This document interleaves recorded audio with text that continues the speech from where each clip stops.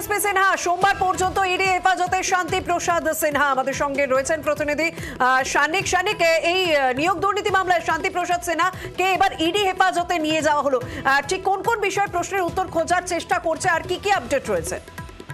দেখুন শর্মিষ্ঠা, 2022 সালের অগস্ট মাসে এসপি সিনহাকে গ্রেফতার করা হয়েছিল সিবিআই এর তরফে। সেটাও এসএসসি নিয়োগ দুর্নীতির তদন্তের খাতিরে সিবিআই সেই বছর তাকে গ্রেফতার করেছিল।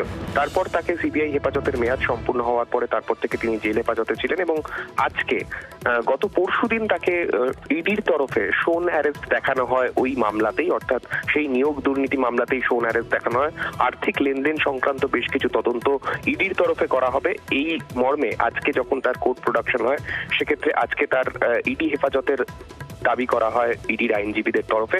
এবং তারপর যিনি বিচারক ছিলেন তিনি স্পষ্টতই প্রশ্ন করেন যে আগের যে কেস রয়েছে সেই কেসের ভিত্তিতে আবার নতুন করে কি কারণে তারা ইডির তরফে নতুন করে তার হেফাজত চাওয়া হচ্ছে, সেই বিষয়টা তার কাছ থেকে স্পষ্টভাবে জানতে চাওয়া হয় বিচারকের তরফে। যদিও সেই বিষয়ে কোনো স্পষ্ট উত্তর না দিলেও পরবর্তীতে বিচারকের তরফে আগামী সোমবার পর্যন্ত যেমনটা ইডির আইনজীবীরা চেয়েছিলেন সেই রকম তাকে আপাতত ইডি হেফাজতের নির্দেশ দিয়েছেন।